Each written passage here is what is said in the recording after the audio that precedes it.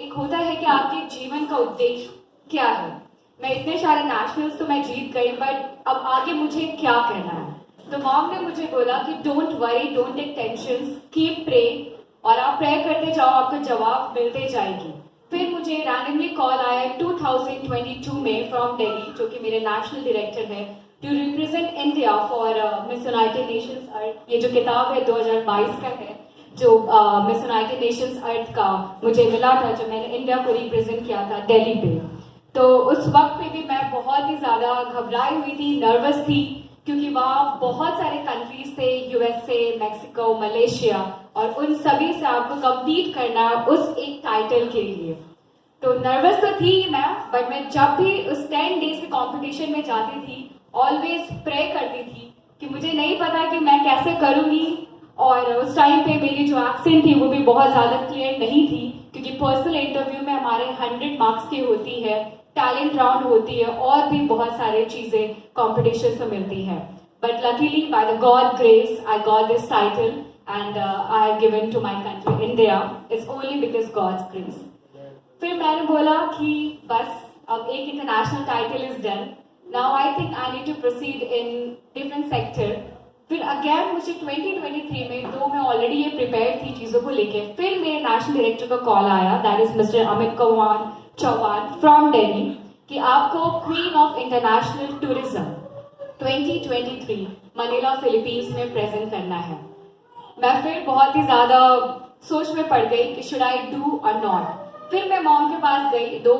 मेरे डैड भी ऑलवेज मुझे सपोर्ट करे हैं, बट एक शुरू से वो एक आर्मी मैन है, तो बाहर रहे हैं, तो इज नाउ रिटायर्ड, बट मैं काफ़ी चीज़ें अपनी मॉम से शेयर करती हूँ। तो उन्होंने बोला व्हाई नॉट, अगर आपके पास अपॉर्चुनिटीज आ रही है तो आपको वो चीज़ों का एक्सेप्ट करना है। टाइम भी नहीं था, इट वॉज जस्ट 1.5 month, और I have to apply for the visa as well, plus मुझे स्पॉन्सरशिप भी चाहिए थी, क्योंकि आप दूसरे कंट्री जाते हैं तो आपको फाइनेंशियली भी बहुत ही ज़्यादा ज़रूरत पड़ती है। तो मैंने 2-3 जगह फाइल अप्रूविंग के लिए डाला, बट मे भी कुछ और योजना होगी थ्रू गॉड्स ग्रेस, बट मुझे उस वक्त तो हेल्प ज़रूर नहीं मिला। बट हाँ, एक चीज़ें बोलते हैं कि हमारे लिए रास्ता हमेशा खुला रहता है। सो माई डैडी वॉज देयर, सो मेरे डैड ने मुझे हेल्प किया कि मैं वहाँ पे जाऊँ और मेरा जो ड्रीम है मैं उसे पूरा करूँ, क्योंकि ये जो ग्लैमर की वर्ल्ड है, मैं बोलूँगी ये दिखता बहुत ग्लैम है, बट इन चीज़ों के पीछे बहुत ही ज़्यादा मेहनत लगती है।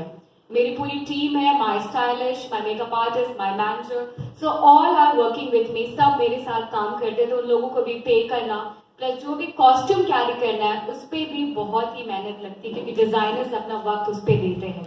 और 10 डेज का फिर सेमिनार, 10 डेज के फिर कॉम्पिटिशन्स थी, तो वहाँ पे काफ़ी कंट्रीज आए हुए थे। मुझे लगा फिलीपींस कंट्री है, हमारे पैजेंट फील्ड में बोला जाता है कि थोड़ा सा वहाँ पे बायस किया जाता है चीज़ों को लेकर, बट मैं कभी हार नहीं मारी। वहाँ पे भी मैं प्रेयर के साथ ही स्टेज में जाती थी, पर्सनल इंटरव्यू क्लियर करती थी, और टैलेंट राउंड में भी मैंने क्लियर किया, and then we again got this title of Queen of International Tourism 2023, जबकि ये 10 सालों के बाद ये टाइटल हमें इंडिया को मिला है।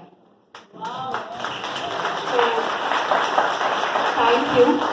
और मैं हमेशा सभी को बोलती हूँ कि हमारे ज़िंदगी में बहुत सारी कठिनाइयाँ आती है, अप्स एंड डाउन्स होते हैं, फॉल्स होते हैं, but always remember that God is with me.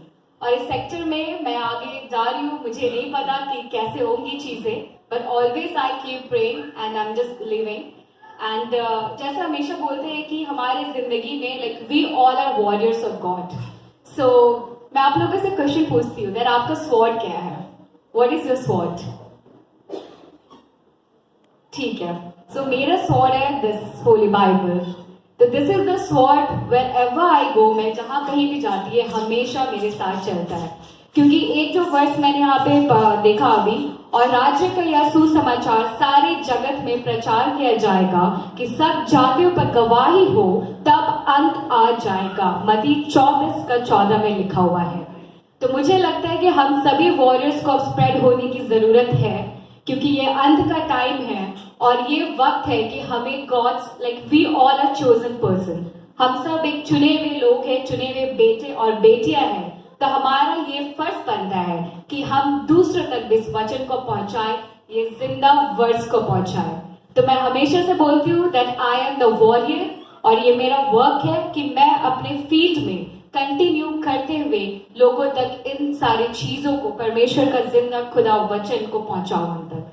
आप सभी जरूर मेरे लिए प्रेयर कीजिएगा और मेरे पेरेंट्स के लिए भी प्रेयर कीजिएगा, बिकॉज मैं हमेशा से बोलती हूँ that I am a blessed child और सभी यहाँ पे ब्लेस्ड चाइल्ड है।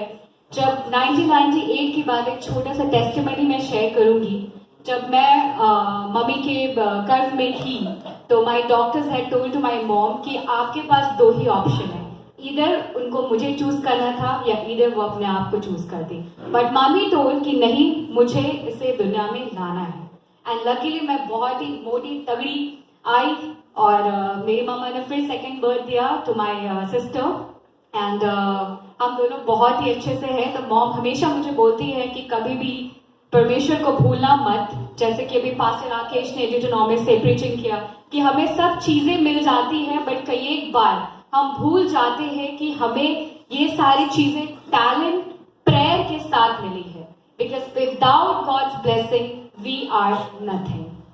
सो थैंक यू सो मच कि आप लोगों का प्यार और स्नेह और जरूर मुझे हमेशा प्रेयर में याद रखिएगा। Thank you so much. Praise the Lord. Hallelujah.